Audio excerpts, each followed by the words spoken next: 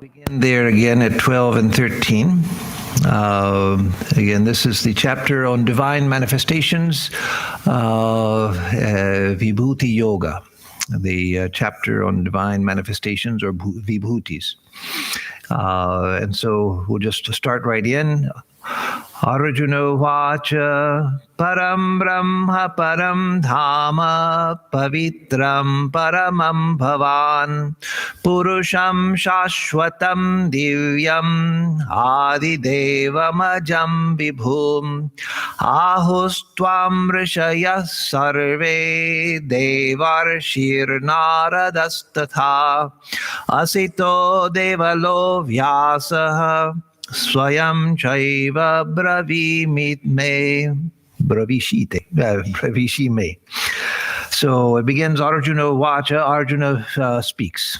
And so in the previous verses in this chapter, Sri Krishna had been speaking about his own nature and about how one comes to him through worship, etc. And so here Arjuna begins to speak and says, Param Brahma, Param Dhama, Pavitram Paramam Bhavan. He's saying this to Sri Krishna, that you are these things, that you are Param Brahma, you are the supreme Brahman, Param Dhama, you are the supreme abode. Madhusudana, as I said last week, Madhusudana takes Dhamma as light. You are the supreme light. But the usual meaning, the most common meaning of Dhamma is abode. And so that's, to me, that's a better meaning. So yes, certainly God is the supreme light. But why put an unusual meaning into Dhamma when the usual meaning is abode? And that gives a perfectly good meaning to the phrase. You are the supreme Brahman, yes, Param Brahma. You are not just Suguna Brahma or the Apara Brahma, but you are Param Brahma. You are the supreme Brahman itself. That's one of the things that's very difficult for people to understand in Hinduism. Difficult for Hindus to understand as well as people outside who are trying to understand Hinduism. The idea that the deities like Krishna, Shiva, Ishvara, all forms of Ishvara, that Ishvara is the supreme Brahman, but in the Nirguna aspect. And so it's not that there are two realities. There's Nirguna Brahman and there's Saguna Brahman, and they're two different things. And the Saguna Brahman disappears when you realize the Nirguna Brahman. No, there's only one reality. And that one reality is seen either as Nirguna or as Saguna. It's the same thing. That's why Sri Ramakrishna says over and over again in the Gospel, the Kathamrita, that my mother Kali, she is Ishwari, she is the divine mother, and she's also that which is beyond, that which is Nirguna. It's the divine mother herself who plays as Kali and who plays as the Nirguna also. That is, it's the same reality. Or not who plays as the Nirguna, but who is the Nirguna as well as Kali. And so Arjuna is saying, you are the Param Brahma. You are the supreme Brahman itself. Because, again, there's only one reality. And that is the same reality that we see as the Nirguna Brahman, which is Supreme Brahman, which we see as Ishvara, God, whom we pray to and whom we worship, and this world itself, and our own self, and living beings. There's only one reality. But we're seeing that one reality as Nirguna, as Saguna, as Nirguna Brahma and the Jagat, as Jivas and Jagat. But no, there's only one reality. That's our minds, which divided into different things. And so the same one who is Ishvara, who is Krishna as Ishvara, as an avatara of Ishvara, is also the Parabrahma. We see the same reality in different states of mind, different things. And so again, never think that there's Nirguna Brahman and there's Ishvara. No, there's Ishvara, who is Brahman, and there's Brahman, which is Ishvara. Yes, they're two aspects of the same thing. When we speak of Ishvara, we're speaking about God whom we worship, whom we pray to, who out of whom this whole universe comes, and who sustains the universe, and who destroys the universe, that is, takes the universe back into itself. That is Ishvara. And Parabrahma, the Supreme Brahman, does none of those things. The Supreme Brahman is beyond creation, preservation, and destruction. There's no world in the Supreme Brahman. The Supreme Brahman is beyond time, beyond space, beyond relationship. So that's why there are no temples to Param Brahma, or Paramam Brahma, or Parabrahma. No temples to the supreme Nirguna aspect, because there's no relationship there. But that's the same thing as Ishvara, just looking at it outside of time, space, and causation is Nirguna. Seeing it within time, space, and causation is Ishvara, and Jagat, and all of the jivas. So there's only one reality. So you, Arjuna says, you are Param Brahma. You are the Supreme Brahman itself, beyond all qualities, beyond time and space, beyond causation. No connection to the world where there is no world. When you go to Brahman, it's not that you leave the world here and you go to Brahman. No, you see that everything has disappeared. There's nothing but Brahman. There's Brahman alone. No world to think about.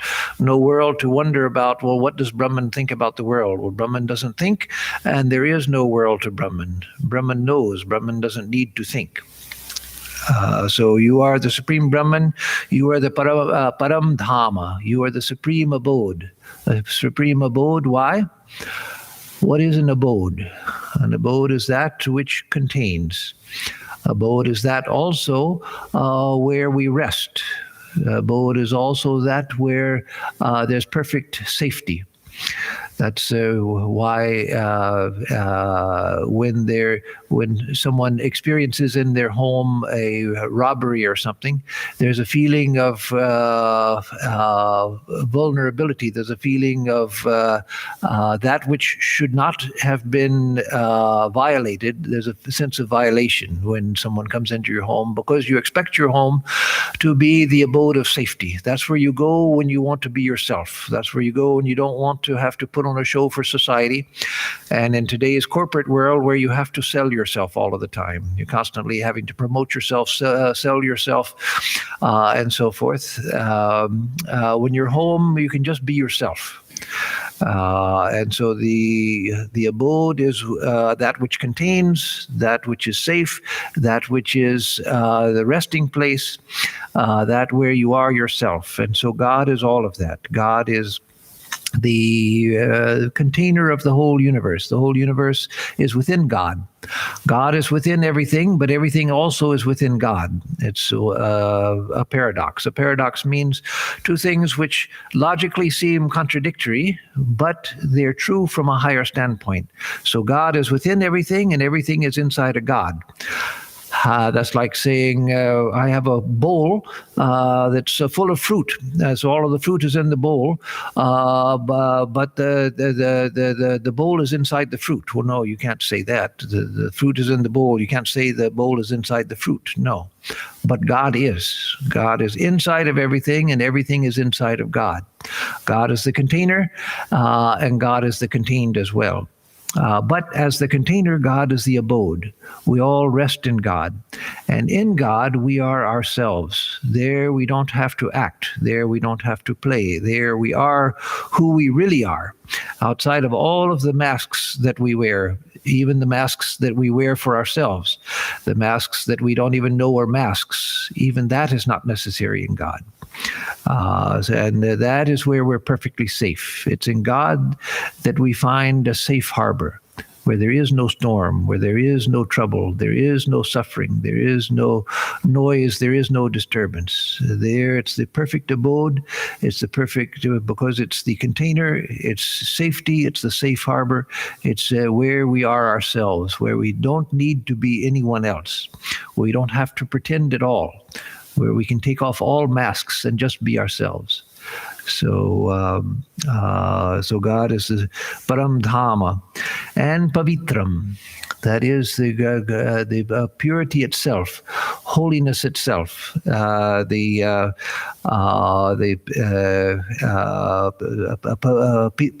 paramam, the supreme purity. And here it also gives the sense of the sanctifier, that which purifies. Why is God the great purifier or the supreme purifier?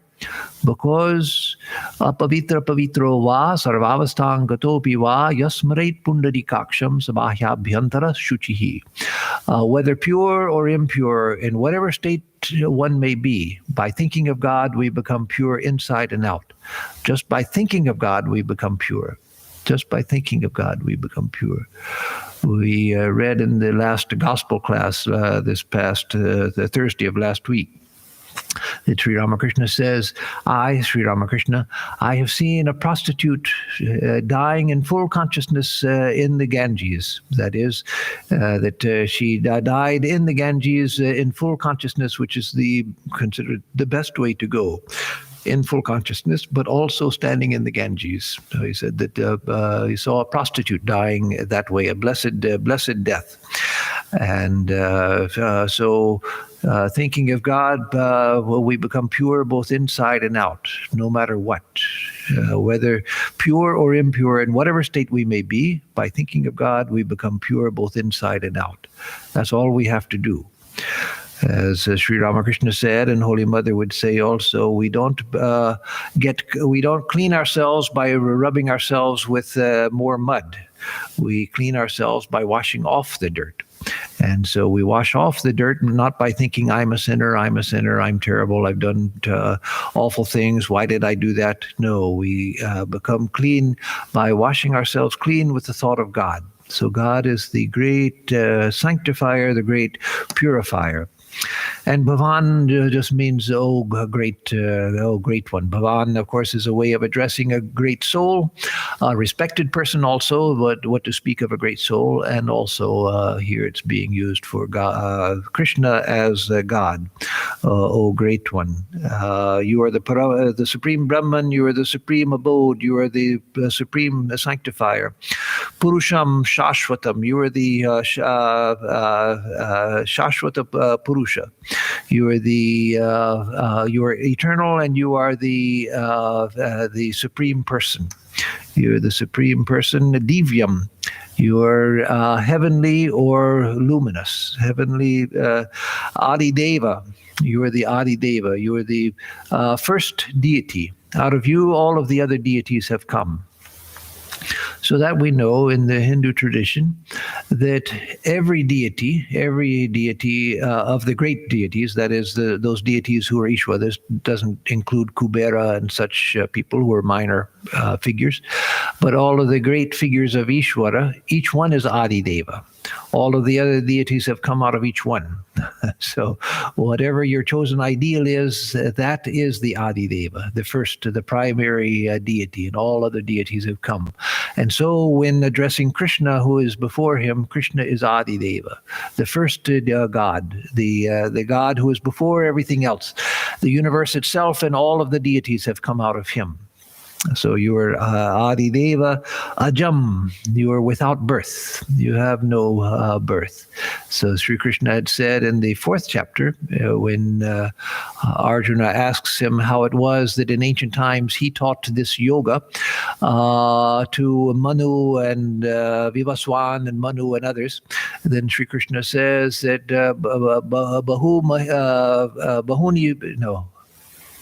Bahuni made vyatitani janmani tavacharjuna. Many are my past births, and so are yours, O Arjuna. I know them all, but you don't know them. And there Sri Krishna says, I've had many births. But there he means as an avatara. But in his real nature as Ishvara, as that which comes as the avatara, that which is Ishvara, who comes as the avatara, as Ishvara, he's Ajam, without birth. And so a few verses later in the Gita, in the 4th chapter, he says that I am without birth, that though appearing to have birth, I have no birth. And so he is ajam, without birth, vibhu, vast, all pervasive, that you are everywhere. So here Arjuna is addressing Sri Krishna, who's standing in front of him. And yet saying that you are vibhu, you are the vast one, you are the one who is all pervading. So ahus tvam rishayas sarve devarshi naradas tatha. You are said by all of the rishis, including the devarshi, the Narada. Asito devalo vyasa swayam cheva bravishi me. This which I've said, that you are Param Brahma, that you are Param Dhamma, that you are Pavitram, Paramam, etc., that you are the Supreme Brahman, the Supreme Abode, the Supreme Sanctifier, etc. This is said of you by all of the rishis, Rishayas Sarve, all rishis, including the Devarshi Narada, and Asito Devalo Vyasa, and also Swayam Chaiva Bravishi me. And you also tell me. Bravishi, you tell me. You tell me the same. So all of the gods and deities and others. So you are the Supreme Brahman, the Supreme Light, or I prefer the Supreme Abode, the Supreme Sanctifier, because all the sages, as also the divine sage Narada, Asita, Devala, Vyasa, call you as the person, the eternal, the divine, the primal God, Adi Deva, the birthless, Ajam, the omnipresent, Vibhum. And you yourself too tell me so. So all of these great souls have said it, and you yourself now have told me in the preceding verses. So Arjuna has accepted that. Not because Arjuna is a yes man, but because when someone like Sri Krishna says something, a person who has any sensitivity to spiritual things feels the power and the truth of their words. That's why Josephine MacLeod said that when she went to hear Swami Vivekananda speak the first time in the winter of New York, the winter of 1895 in New York City, she said the first words he spoke were true. The second words he spoke were true. The third words he spoke were true. I followed him for 7 years, and everything that he spoke was to me true. That is, that a great soul like that, when they say something, it carries the power of their realization within it. And only those who are of deeply clouded minds, those who are extremely worldly and deeply clouded minds, they can't accept it. But those who have any sensitivity, including even people who society might claim are bad people, but sometimes they also have that sensitivity, and their whole lives are turned around when they meet the avatara. Their whole life is turned around. And then sometimes people who society praises, they're completely unimpressed. And so we can't go by outward appearances. But anyone who has any spiritual sensitivity, if they're in the presence of an avatara or even a realized soul, such a person's words have such power that it carries conviction. And so that's what's happened to Arjuna. He's heard this from Krishna, whom he has called Sakha, oh friend, oh companion, etc. Now he's been deeply impressed by the words of Sri Krishna. So you yourself have said all of these things, as well as these great rishis and others. So then in 14 he goes on. Sarvametadrutam manye yanmam vadasi keshava nahite bhagavan vyaktim vidur devana danavaha. So sarvametad ritam manye vadasi keshava. All this that you have, I think that all this that you have told me is true. Ritam. Sarvametad ritam. All this is true. Yanmam vadasi Keshava. All this that you have told me, O Keshava. Everything you've told me, I take to be true. Now, ritam wasn't used much in later Hinduism, classical Hinduism, from the Puranic age down. It was still remembered, but it wasn't used much. The word Satyam was used more. But in the Vedas and up through the Bhagavad Gita, the Upanishads, of course, is part of the Vedas, and then up through the Bhagavad Gita, the Mahabharata, Ritam was a very common term. Satyam Barishyami, Ritam Barishyami, Satyam Barishyami. I will speak the Ritam, the true, but the Ritam gives the sense of that which is good, that which is true in the sense that it's also good and beneficial. And Satyam means, of course, truth, that which is. So, Nahi te Bhagavan Jaktim Vidur Deva Nadanava. That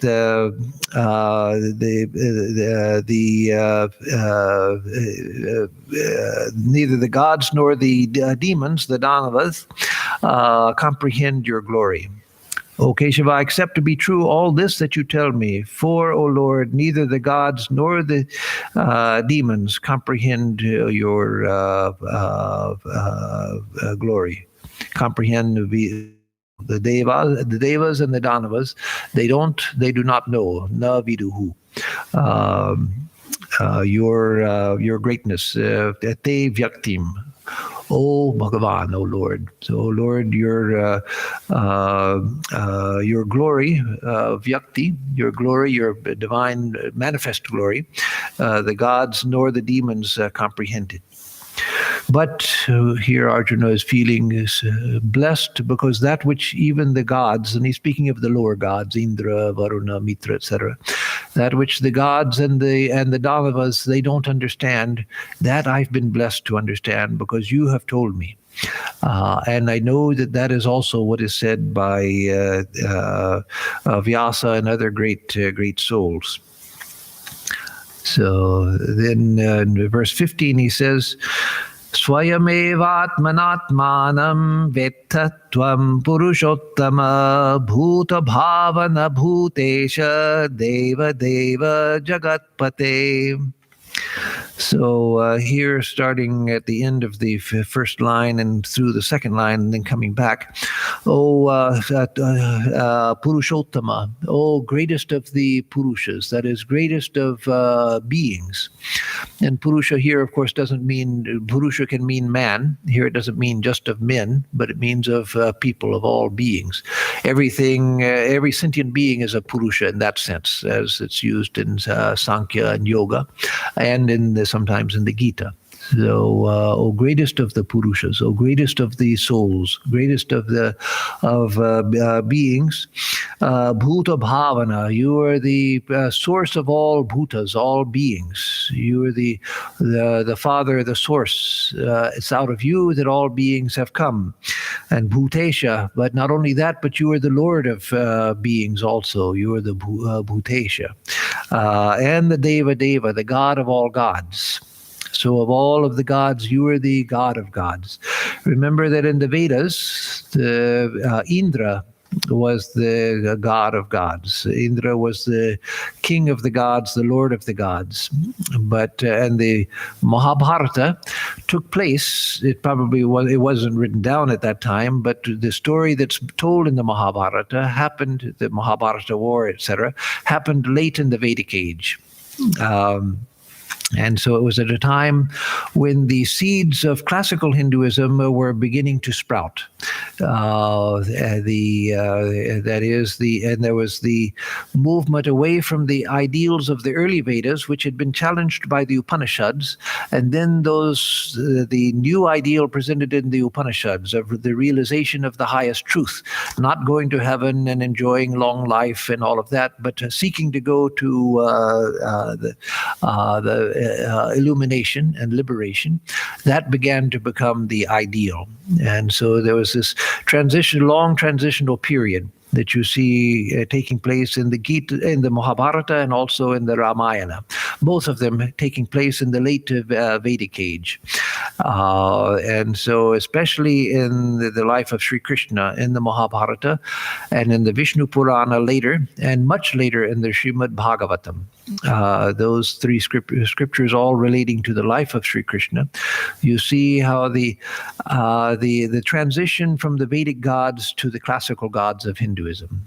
And so now he's saying that you, O Krishna, are Deva Deva. You are the Lord of Lords. Before, again, it was Indra. But now it's Krishna, who is an incarnation of Vishnu. And so that, as I've said on other occasions, the story in the life of Sri Krishna, where he tells the villagers that they don't need to worship Indra, that by worshiping Vishnu, they're doing everything that needs to be done, that Vishnu is the one to be worshipped. Because again, before that, the Vedic gods were the deities. And so he's telling the villagers, you don't need to worship Indra anymore, you can worship Vishnu. And so then Indra gets very angry. So one of the things in Hinduism you find, unlike in most other traditions, is that Hinduism was evolving. There were changes, but there was never the destruction of what went before. And so the Vedic gods, they continued. It's just that they were demoted in importance, but they weren't destroyed. And so the Srimad Bhagavatam, and where this story happens, and other texts, they don't deny the reality of Indra. They just say that Indra got very angry because Krishna was telling people, you don't need to worship Indra anymore. So Indra's there, and Indra gets angry because he's demoted. But that's why Sri Krishna picks up Govardhan Giri, the mountain, to serve as an umbrella to protect the villagers from the wrath of Indra. So Indra's there, his wrath is there. He's making the rainstorm to punish the people for turning away from him. But it's all a story telling the fact that the people were turning now from the Vedic gods to the gods of classical Hinduism, Vishnu, Shiva, Durga, etc. And because it's the story of Krishna, who is an incarnation of Vishnu, then it's especially pointed towards Vishnu, but it means all of the classical gods were beginning to take their place in Hinduism. I've told this story before, but not for a long time. So I'll tell it again because of the Govardhan Giri, picking up the mountain. When Swami Bhashyananda, when I was with him in my early years of monastic life, he used to go to the Sunday school. At the end of Sunday school, he'd go for 5 minutes or so and tell them a story or guide them in 30 seconds of meditation, something like that, teach them a chant or something. And so he came to lunch one day and said that he was amazed by this little boy, Bobby, son of one of our devotees, Jack Hicks. Bobby was 5 years old. And so Swami Bhashyananda told us that he was telling the story of Sri Krishna in stories about Sri Krishna in the Sunday school. And so he told the story of Sri Krishna picking up Govardhan Giri. And so he said, Sri Krishna picked up the mountain and held it over the people to protect them from the rain that Indra was pouring down. And so little 5-year-old Bobby said, wait a minute, Swami, wait a minute. Mountains don't have a place where you can put your hand and pick them up. So Swami Bhashyananda said, I was so amazed, favorably amazed. He said, this little boy is so smart. When I was a kid and people told me Sri Krishna picked up Govardhan Giri, I just thought, well, Sri Krishna can do anything, so he just picked it up. But this boy's thinking, saying, where's the place to put your hand under the mountain? He wasn't thinking about the weight or anything like that, but he was thinking about the handhold. So anyway, that's why Swami Vivekananda said that the Puranas and the Mahabharata and Ramayana, they're full of history. It doesn't mean that it's straight history. It doesn't mean that Sri Krishna, there was a blue Sri Krishna who actually picked up the Govardhan Giri and held it like an umbrella over the villagers. No, it doesn't mean that. But it does. There's an intent to the story, a historical intent to the story. It's showing the transition from the Vedic gods to the classical gods. And so then Bhuta Bhavana, the source of all beings, Bhutesha, the Lord of beings, Deva Deva, the God of gods, Jagatpate, and the protector or father of or the protector really, the Lord of the universe. So, O Supreme Person, Creator of beings, the Lord of beings, the God of gods, the Lord of the worlds, Jagatpate. Addressing him as all of these, Swayamev Atmanatmanam Vetta Tvam Purushottama. You yourself know yourself by yourself. That is, you know yourself as yourself, or you know yourself by yourself. Here he translates it, by yourself you know yourself. Swayameva veta. You know yourself in your own nature. Atmanam atmanatmanam veta. You know yourself by yourself or as yourself, or you know yourself in your real nature. So God alone can know God. God alone knows God as God. We can realize God. We can become one with God, but we can't know God as an object. It's only from the inside that we become identified. And even there, it's not that we know Ishvara completely. As it said in Vedanta, we can't become Ishvara. We become Brahman. We become reality itself, but we can't become Ishvara. That Ishvara is the Lord of the universe, and there can only be one Lord of the universe. And so it's said to be like if you have a clay mouse and a clay elephant. Both are clay. As clay, they're exactly the same. So we're the same as God, as Brahman, which is beyond all of the manifestations. That's the greatest, to be Brahman itself. So we're one with God in the sense of being Brahman itself. That which God is, we are also. There's no distinction whatsoever as Brahman. But the clay mouse and the clay elephant, as manifestations, they're always different. The clay mouse isn't the clay elephant. And so we as clay, as manifest beings, and Ishvara as a manifestation of the Nirguna Brahman are distinct. But as Brahman, we're the same.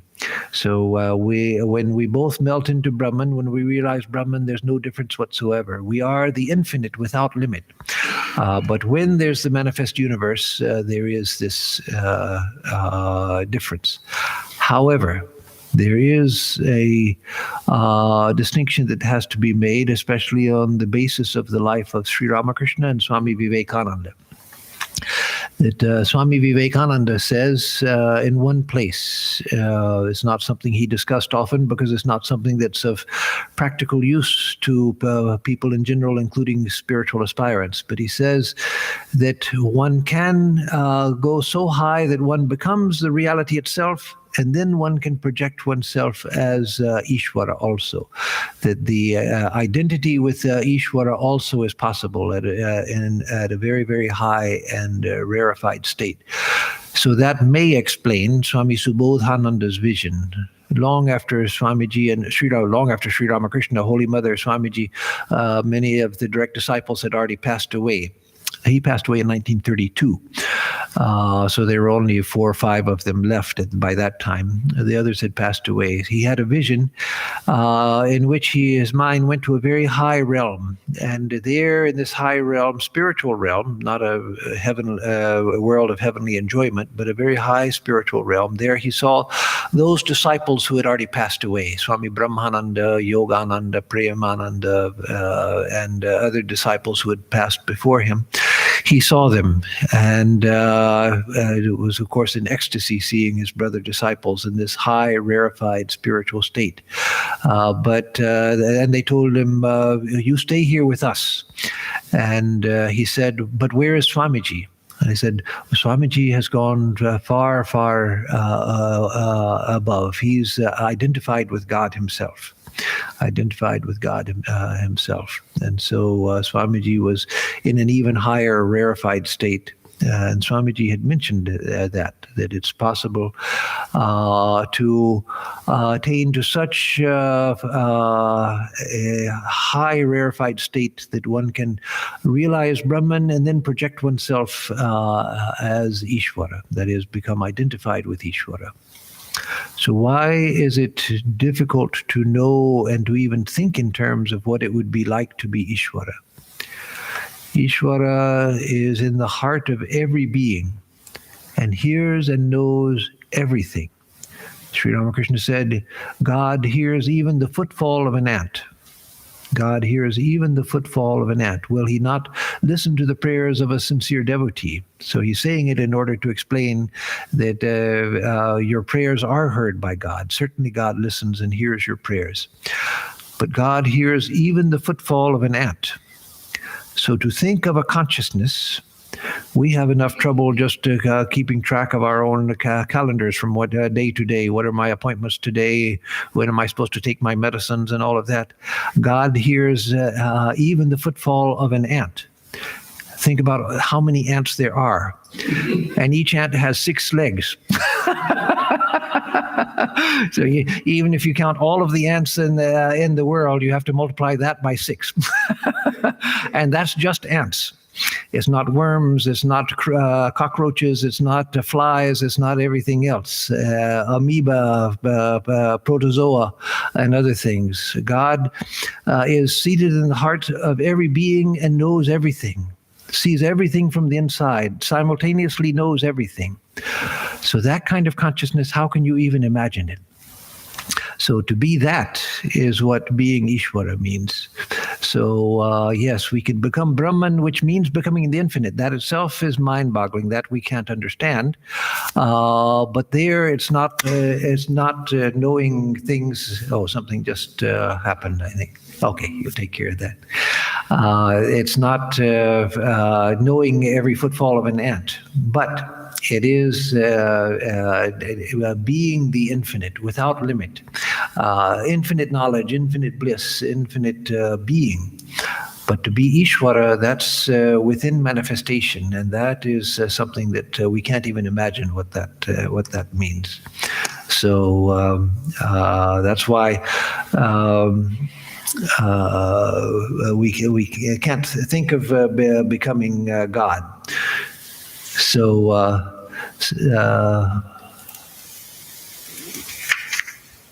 O Supreme Person, the Creator of beings, the Lord of beings, the God of gods, the Lord of the worlds, by yourself you know yourself in your real nature.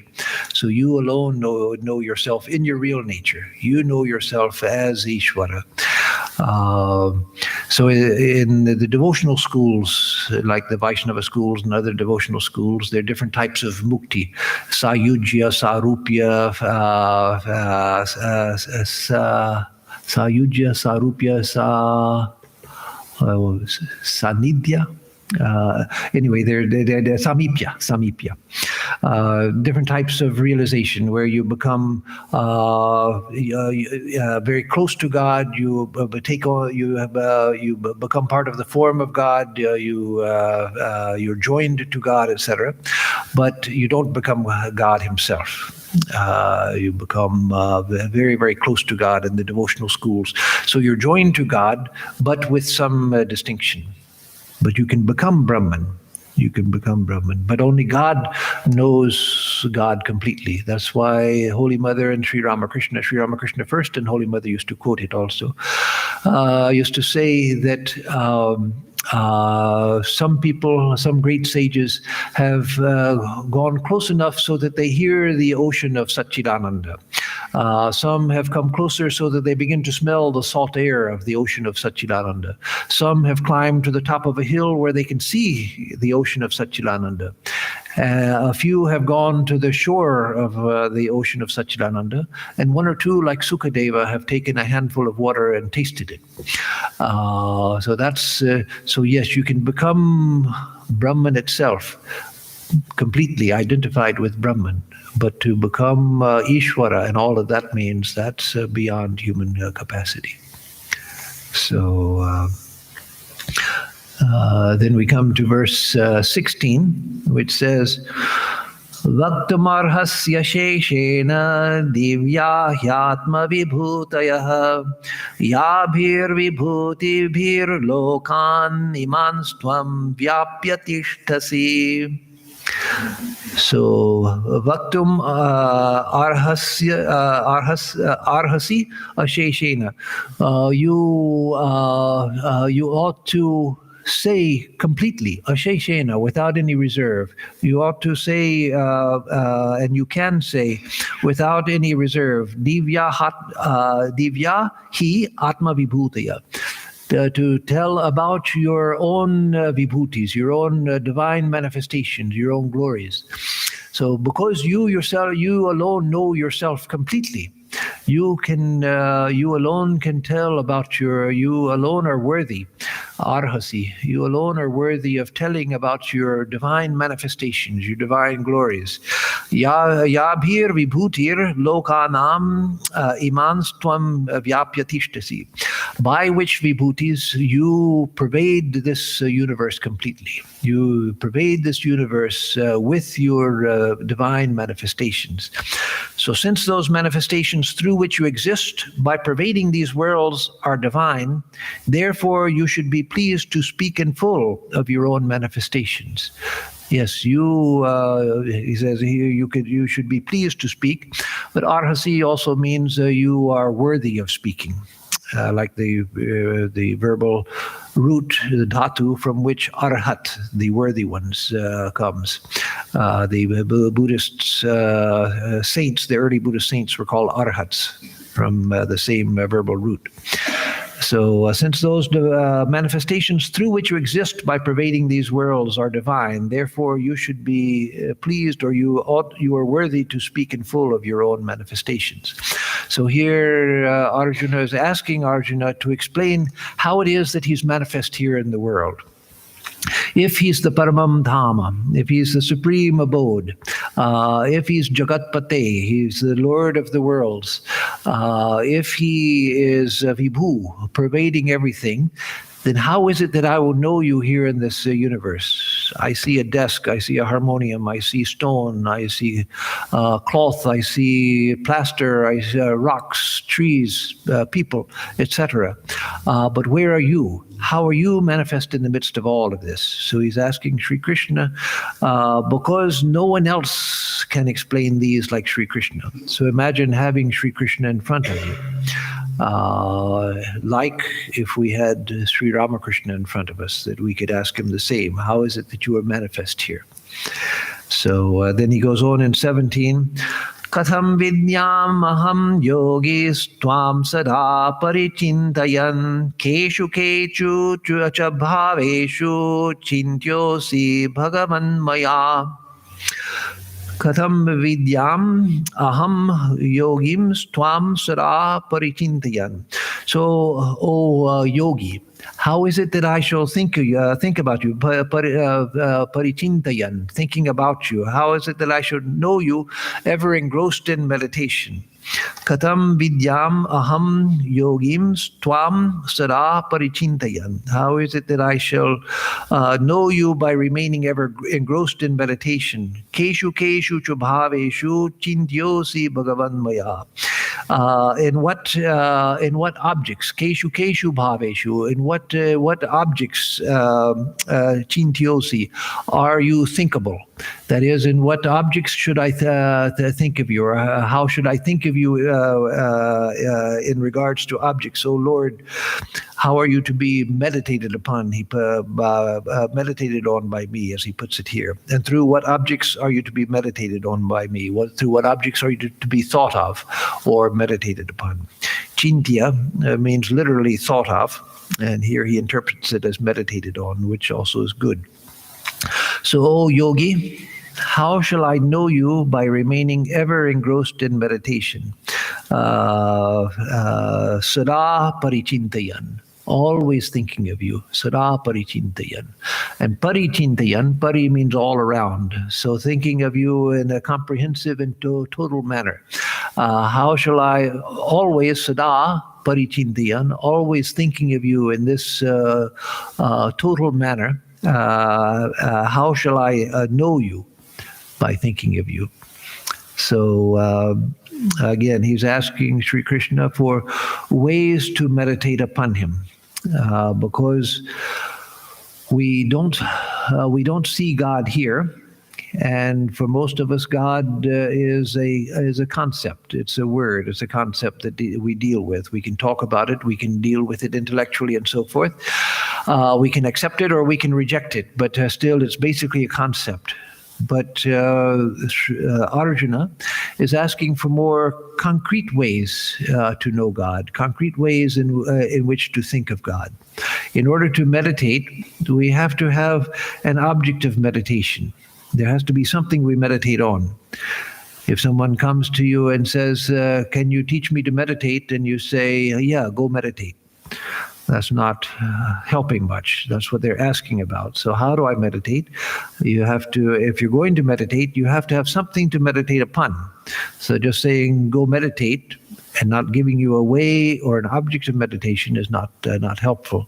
So that's what Arjuna is asking for. What are the things that I can perceive here that will remind me of you? What are the things that I can think of that will bring you to my mind? What are the things that by meditating on, I can realize you? What is that song of? There's a beautiful song of Kabir that I used to know an English translation of.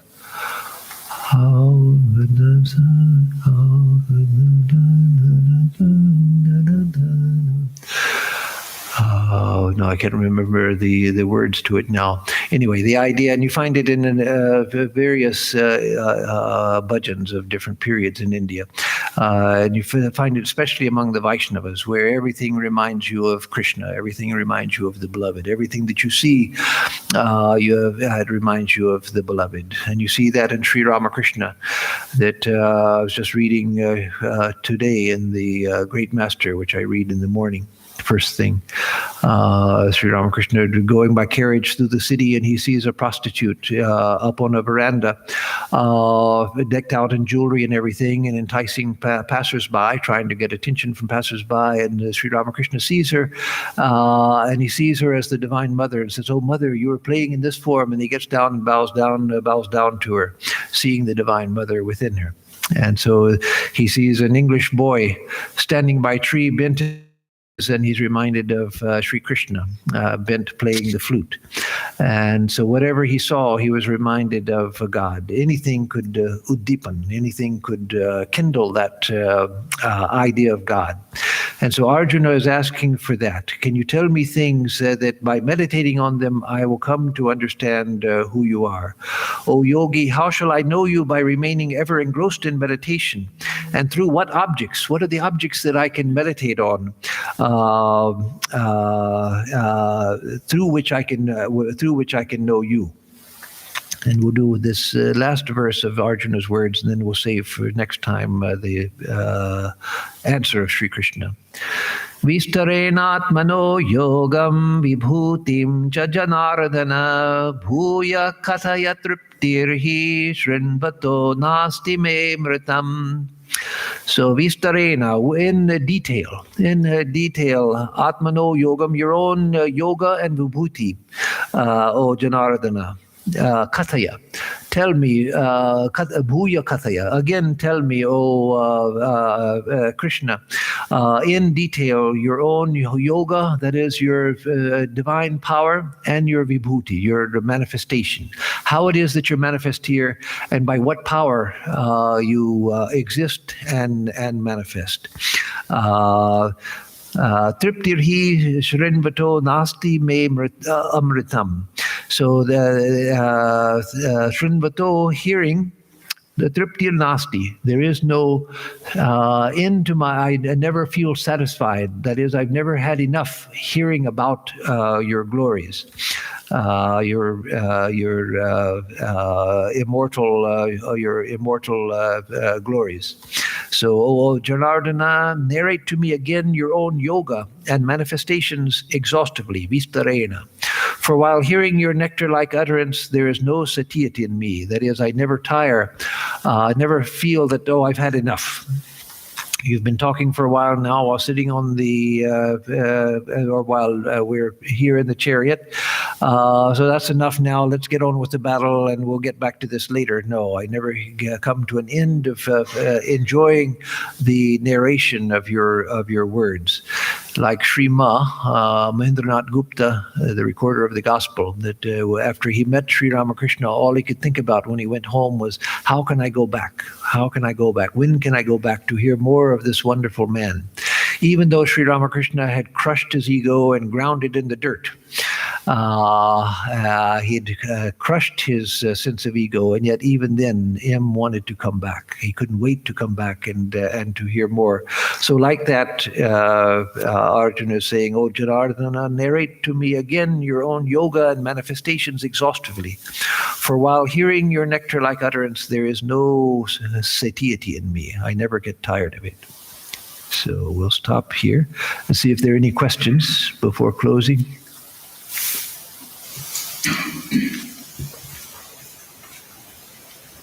Okay, no questions, that's fine. So let me give a closing chant and then I'll give announcements. Om Purnamada Purnamidam Purnat Purnamudachyate Purnasya Purnamadaya Purnamevavashishyate. Om Shanti Shanti Shanti. Harihi Om Tat Sat. That infinite reality is full, perfect, and complete. This relative universe is full, perfect, and complete. From out of the fullness of that infinite being, the fullness of this universe has come, and yet that remains ever the same.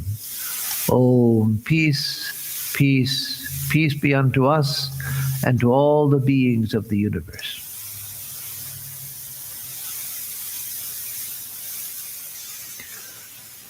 So for now,